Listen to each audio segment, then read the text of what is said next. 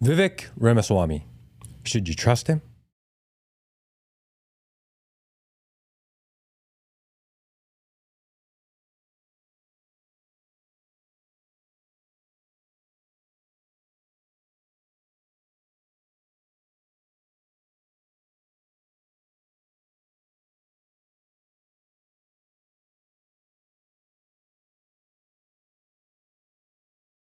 He seems to be everywhere. Clips of him giving it to the man and calling out the establishment all over social media. Skyrockets from unknown to top of the Republican polls. And I understand why. He says what we all want to hear. End the war, secure the border, drain the swamp, unity, freedom, truth.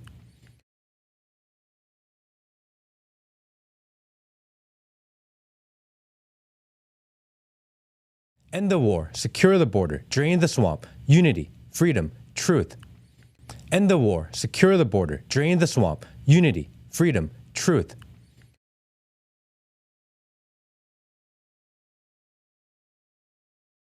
AP, Forbes, the New York Times, the New Yorker, Huffington Post, Axios, Politico, just to name a few. The mouthpiece of the establishment. Then why are they all so supportive of Vivek? Doesn't make sense. How is he considered anti-establishment when he's supported by the establishment? If you or I were to say some of the anti-woke things he says, we would be shadow banned. But somehow, he's trending on every single major social media platform. Prior to politics, he was a hedge fund manager. His claim to fame was a pharmaceutical startup company called Roivant. In the 9 years it's been in business, it has never been profitable or delivered a working product.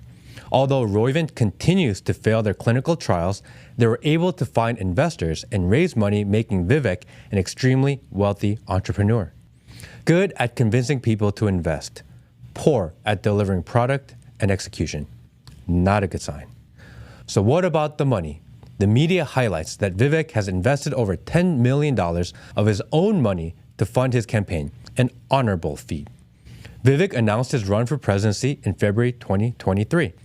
How long do you think it takes to make that decision and execute a plan? 6, 8 months? July 2022. The value of Roivant stock is just over $3 per share.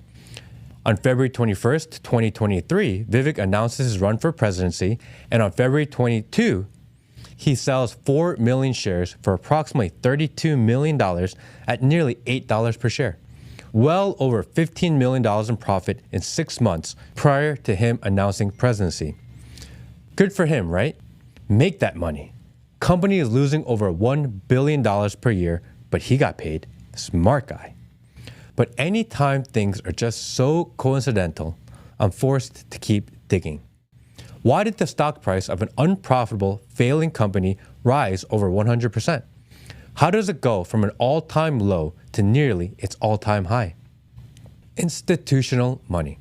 You remember when Vivek said the financial investment giants like BlackRock, State Street, and Vanguard represent arguably the most powerful cartel in human history? Well, guess who's on the list of institutional investment giants that started giving his company money 1 year ago? You want to guess? BlackRock, State Street, and Vanguard. All three have added to their positions in the last quarter, and Roivant, which Vivek still owns 7% share in, is now up over 300% in the last year, making it worth close to $1 billion. During the Republican primary debate, Vivek vowed to end the teachers' union. Guess who is also on this list of investors? California State Teachers Retirement System. Look, his intentions may be pure, and this is all a coincidence. Maybe there is a great explanation.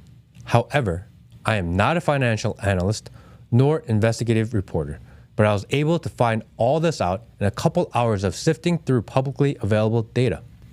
Why is his connection to George Soros via a scholarship and his involvement in the Ohio COVID-19 response team scrubbed from Wikipedia? In 2021, he was named a Young Global Leader by the World Economic Forum. 2 years later, after using that title to raise investments for his company, he sued the WEF to remove his name from the list. 3 months after that, he was able to settle with Klaus Schwab's WEF and receive a formal letter of apology. How do you sue what many may consider evil, the World Economic Forum, and win and get an apology letter in 3 months? He's either that good or, I don't know. Any real journalist or news outlet could have easily found out all this info, but they didn't. Real question is, why?